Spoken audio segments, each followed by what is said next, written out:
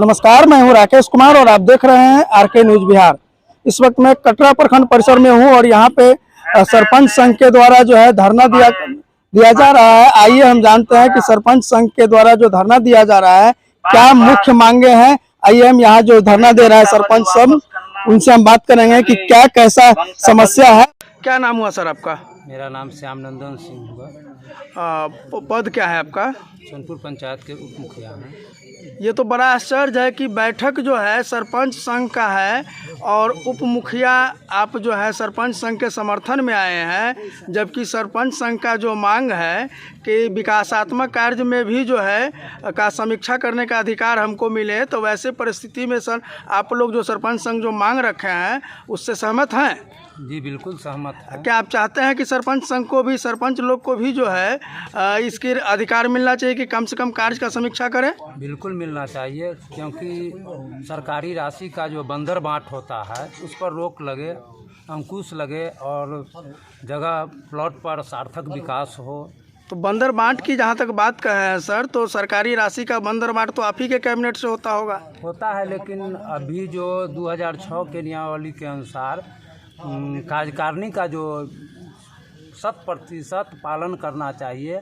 अभी निर्वाचित जो अभी के पंचायत के अध्यक्ष हैं यानी मुखिया जी हैं, वो मनमानी करते हैं और यहाँ के बैठे प्रखंड विकास पदाधिकारी, चाहे पंचायती राज पदाधिकारी हों या जिला के पंचायती राज पदाधिकारी हों, इन पर अनदेखी करते हैं।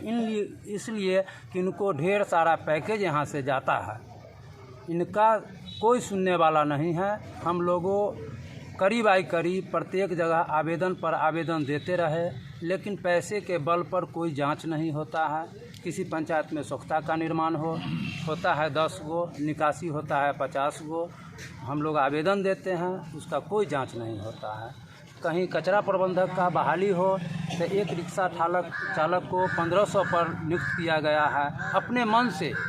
न किसी जनप्रतिनिधि से पूछा गया है, न कोई वार्ड सभा है, न कोई आम सभा है। जहाँ से मन हुआ बैठे आम सभा कर लिए, जहाँ से मन हुआ किसी को बहाल कर दिए, जब मन हुआ उसको हटा के दूसरे को रख लिए। ऐसे स्थिति में कहीं भवन अगर बन रहा है, कोई कार्यकारिणी का सहयोग नहीं है, भवन जैसे तैसे बन रहा है, कोई देखने वाला नहीं है, कोई निगरानी नहीं है। लगता है कि प्रतिनिधि लोगों के द्वारा प्रखंड नहीं चलता है, पंचायत नहीं चलता है, पदाधिकारी के द्वारा ही प्रखंड और पंचायत चलता है। ये मनमानी माननीय मुख्यमंत्री नीतीश कुमार जी के कार्यकाल में चल रहा है। इसलिए हम लोग सरपंच महोदय के सहयोग में ये धरना प्रदर्शन पर बैठे हुए हैं। जहाँ तक रह गए वंशावली के बाद, तो वंशावली हम लोग एक छोटे पद पर हैं, वार्ड सदस्य या पंच।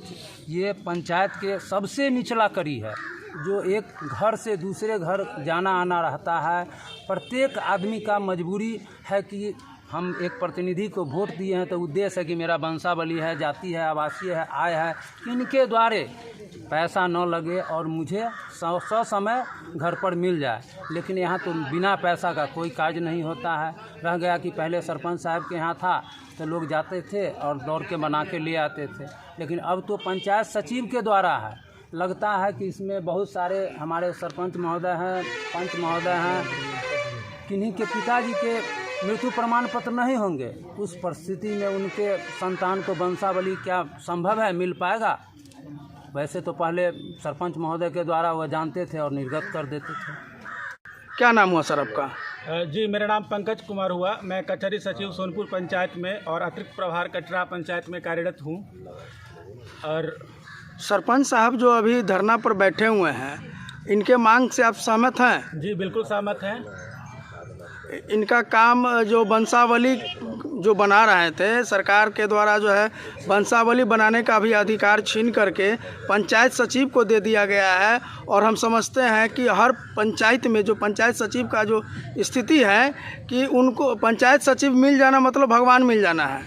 जी क्या कहेंगे? जी बिल्कुल सही अवधारणा है। सरपंच साहब को जो पूर्व में अधिकार दी गई थी, वर्तमान में भी उन्हीं के द्वारा वंशावली निर्गत होना चाहिए। वार्ड सदस्य जो हैं, बहुतों ऐसे वार्ड सदस्य होते हैं जो पंचायत सचिव को पहचानते तक नहीं है, क्योंकि पंचायत सचिव आते हैं तो और मुखिया जी का बस जब मुखिया जी का आदेश होगा तब आएंगे और फिर वो ऐसा गायब होते हैं कि किसी को दर्शन नहीं देते। वैसे में वंशावली की अगर ज़रूरत पड़ जाए किसी भी व्यक्ति को, कैसे बनेगा सर? हाँ जी, ये तो बड़ा मुश्किल होगा आम जनताओं के लिए। इसलिए हम सरकार से पुनः गुहार करते हैं कि जो पूर्वत विधि विधान था उसी के तहत माननीय सरपंच महोदय को ही अधिकार दिया जाए और इसमें संशोधन किया जाए। पंचायती राज अधिनियम 2006 या 7 के द्वारा जिस अधिनियम के तहत ये पंचायत सचिव को अधिकार दिया गया है, उस संशोधन में परिवर्तित करते हुए पुनः सरपंच को अधिकार दिया जाए।